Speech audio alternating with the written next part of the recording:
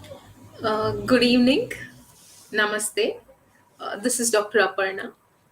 I am your emotional healing synergist. I am an Ayurvedic psychotherapist, a passionate infopreneur, edupreneur, and medical writer. In my pursuit of addressing, promoting, and propagating Ayurveda and psychotherapy globally, today I am back with a session on emotional metamorphosis. So, what is emotional metamorphosis? I have discussed it in brief in my previous discussions, but today we are going to discuss this in detail. So, emotional metamorphosis as a phrase, how did I come to this? Is if you can see the image behind, there is a metamorphosis of an egg, a larva, a caterpillar, and a butterfly. So, this is a physical metamorphosis, though. What you're seeing behind is physical metamorphosis.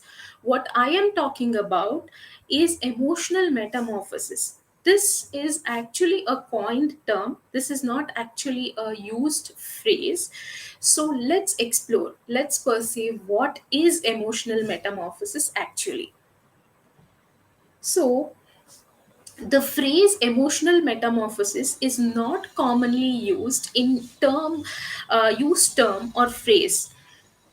So there isn't a widely accepted definition for it. However, if I have to break it down, emotional is relating to your or pertaining to emotions. Emotions refers to a person's feelings, right? We all know what is emotion. Emotions play a significant role in shaping our experiences and behavior. So, what is metamorphosis? Metamorphosis is actually a biological term that describes a profound transformation or change. It typically refers to the process through which an organism undergoes a series of distinct developmental stages, so resulting in significant alteration in its form or structure, as you can see behind. For example, the transformation of a caterpillar into a butterfly is a well-known example of emotional metamorphosis. So, considering these definition, emotional metamorphosis could refer to a profound and transformative change in a person's emotional state or experiences. It might indicate a significant shift or evolution in one's emotional well-being, perspective, or how they relate to and express their emotions. It could involve a deep personal growth or transformational journey that leads to a noticeable change in emotional patterns, reactions, or overall emotional state. So, before explaining in detail about emotional metamorphosis, uh, we have to understand about two words and know why emotional metamorphosis is important. I think most of us or most of you might have heard the words emotional intelligence and emotional wisdom. These words are, revolving around every in our everyday life, so we hear it every day: emotional intelligence and emotional wisdom. So what is emotional intelligence? Emotional intelligence refers to the capacity to recognize, understand, and manage our own emotions effectively, as well as the ability to perceive and understand the emotions of others. It involves a set of skills that contribute forming healthy relationships, managing conflicts, and making sound decisions. So, emotional intelligence refers to the capacity to recognize, understand, and manage our own emotions effectively. So, it involves a set of skills that contribute to forming healthy relationships, managing conflicts, and making sound decisions. So, the five components of emotional intelligence, as proposed by Daniel Goleman. So, what are those? Self awareness.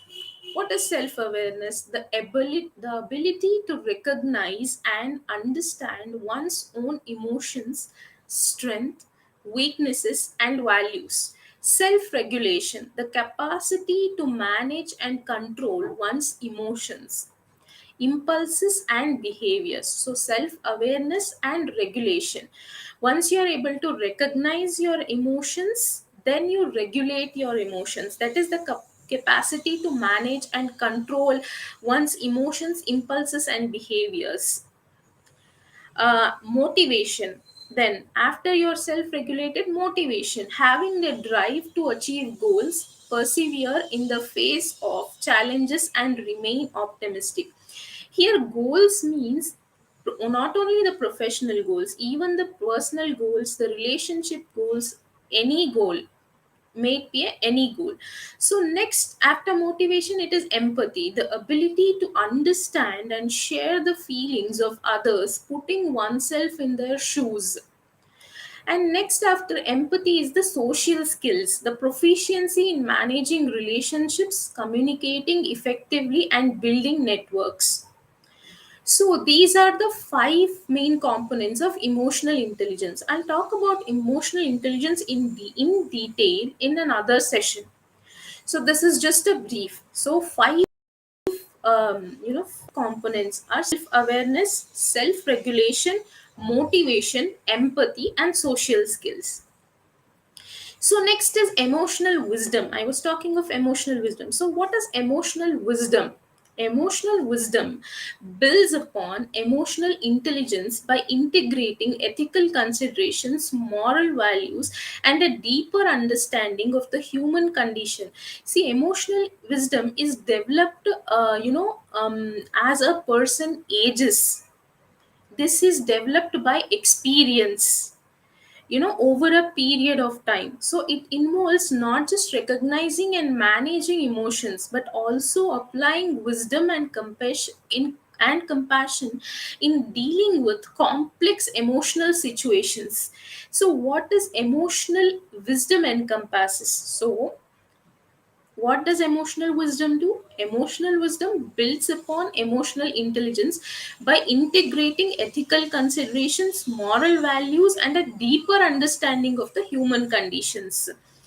So it involves not just recognizing and managing emotions, but also applying wisdom and compassion in dealing with complex emotional situations.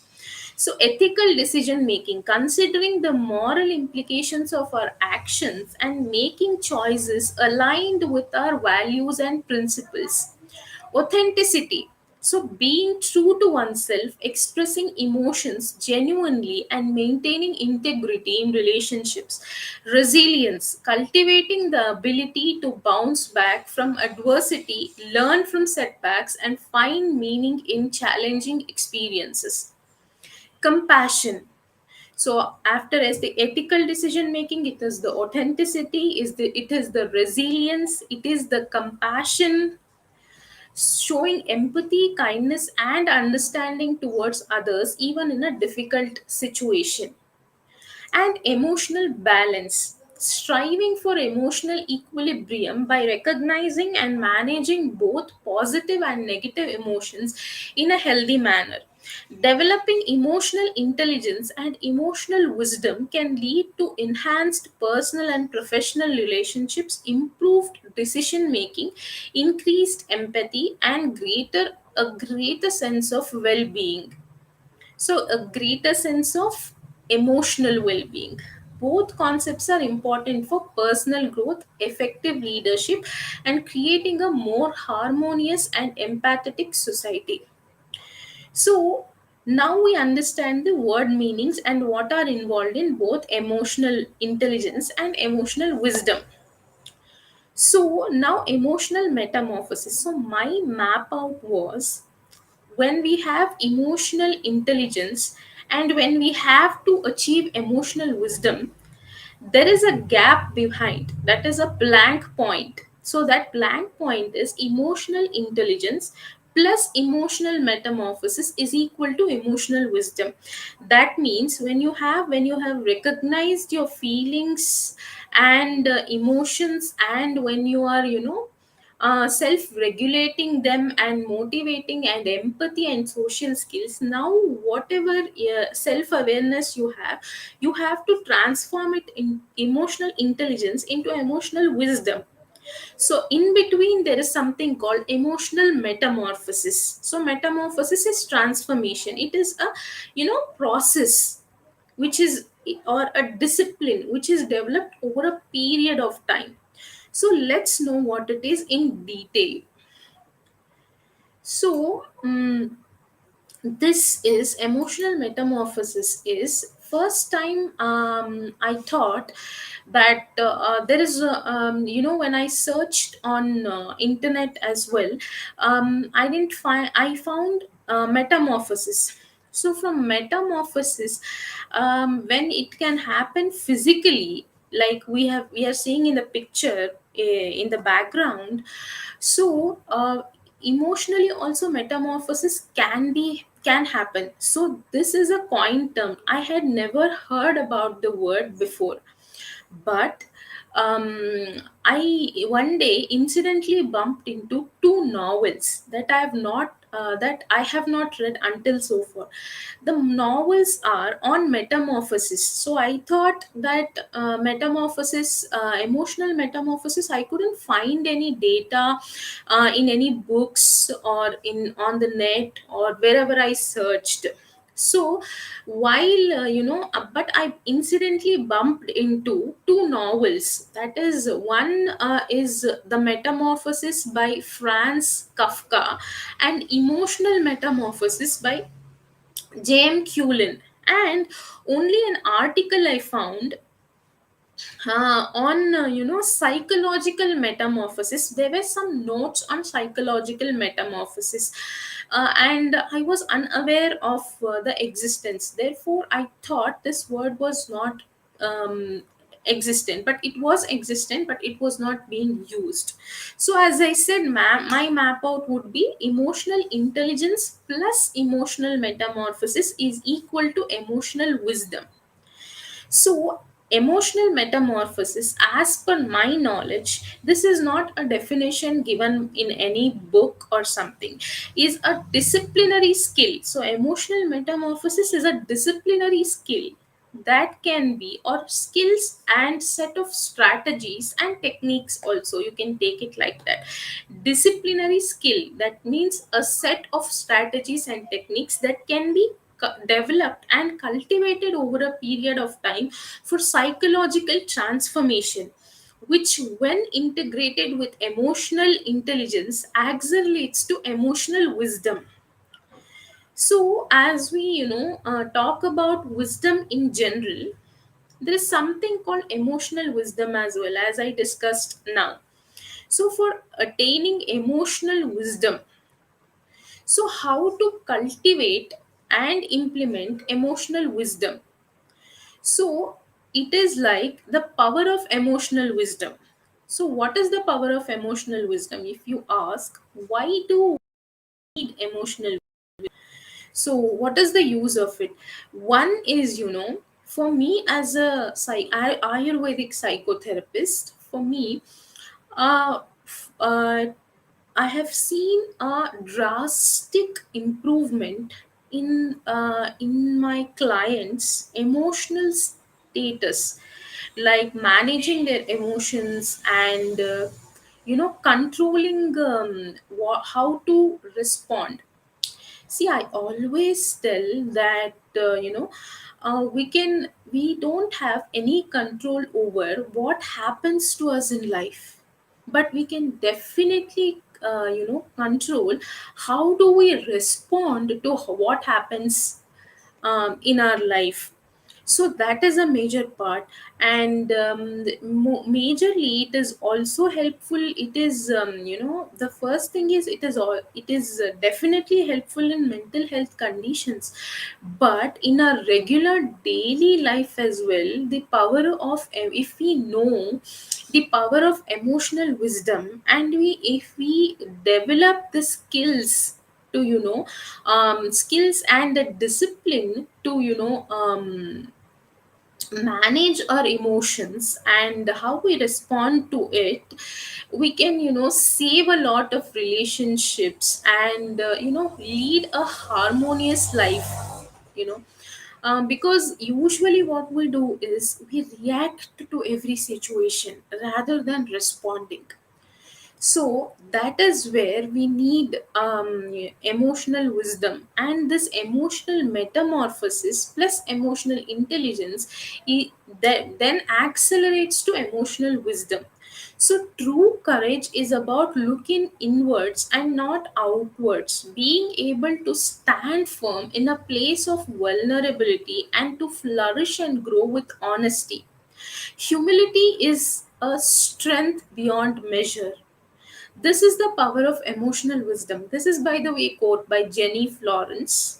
And positive self regard is related to maturity. As I said, emotional wisdom comes with maturity, comes with experience, comes over a period of time. Emotional wisdom, as per my comprehension, reflects the way people relate to us. That is, the ability to accept people as they are, not as you would like them to be. That is the problem. We feel that people should behave in the way that we want them to do. So the ability to accept the people as they are, and in a way this can be seen as the height of wisdom, to enter the skin of someone else, to understand what other people are like on their terms rather than judging them. So the first thing is not to judge. Second is the capacity to approach relationships and problems in terms of the present rather than the past. Certainly, it is true that we can learn from past mistakes, but using the present as a takeoff point for trying to make fewer mistakes seemed to be more productive for our leaders, and certainly was more psychologically sound than rehashing things that are over. So the capacity to approach relationships and problems in terms of the present than the past. So, the ability to treat who are close to you with the same courteous attention that you extend to strangers and casual acquaintances. Usually what we do is when we see strangers and when we meet them only for once or the casual acquaintances, we behave courteously, but the people who are close to us, we don't be so courteous and we don't extend the same courtesy. The need for this skill is often most obvious and lacking in our relationships with our own families, but it is equally important at work. We tend to take for granted those to whom we are the closest. Often we get so accustomed to seeing them and hearing from that we lose our ability to listen to what they are really saying to, or appreciate the quality, good or bad, of what they are doing. Personal feelings of friendship or hostility or simple indifference interfere.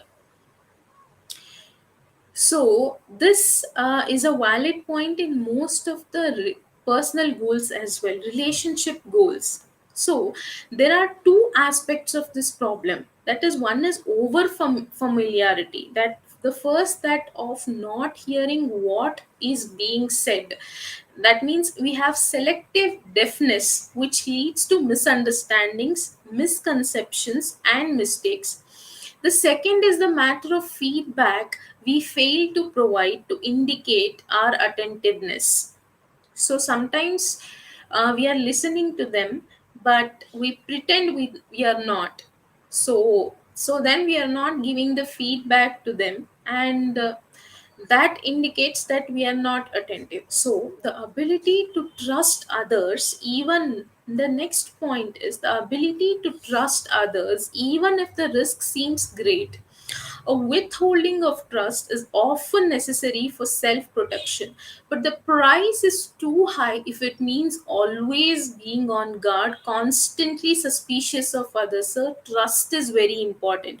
Even an overdose of trust that at times involves the risk of being deceived or disappointed is wiser in the long run than taking it for granted that most people are incompetent or insincere. So, trust is also very much important. That means sometimes what happens is it is difficult to trust people, but we have to, trust people at times. The ability to do without constant approval and recognition from others, particularly in a work situation, the need for constant approval can be harmful and counterproductive. See, we always seek validation and approvals from others, and every time we do that, it can also lead to counterproductivity, and it can be harmful as well. But you know what, my friends, you can't please everybody every time. People are happy with you, people are not happy with you, people agree with you, people do not agree with you. So please do not seek constant approval and recognition from others. So I will repeat all these 5 points once again. First thing is the ability to accept the people how they are, and to enter their skin and understand what other people are like on their terms. Next, the capacity to approach relationships and problems in terms of the present rather than the past. Then, the ability to treat those who are close to you with the same courteous attention that you extend to strangers and casual acquaintances. And the fourth point is the ability to trust others, even if the risk seems great. A withholding of trust is often necessary. So, fifth point is the ability to do without constant approval and recognition from others. And we are coming with I'm coming up with series of interesting talks on different subjects as well. So before that, I have some points of what we can do to, start beginning in the process of emotional wisdom. So what can we do? Communicate assertively, respond calmly instead of reacting, be an active listener, be self motivated, maintain a positive attitude. I know what I am talking about is not a one day thing. We require constant practice and it experience, and it comes over a period of time. Then practice self awareness. Learn how to take constructive criticism instead of reacting and arrogant, taking it badly. You have to accept constructive criticism. Next, empathize with others, learn problem solving skills, and be approachable and sociable. So, I'll repeat it once again. Communicate assertively, respond calmly instead of reacting. These can be considered as some tips, to start with. How I started with. Be an active listener, be self motivated, maintain a positive attitude, practice self awareness, learn how to take constructive criticism, empathize with others, learn problem solving skills, and be approachable. So people, when they, when your team when your team, should feel approachable. I can approach this person XYZ, I can approach this person for any problem.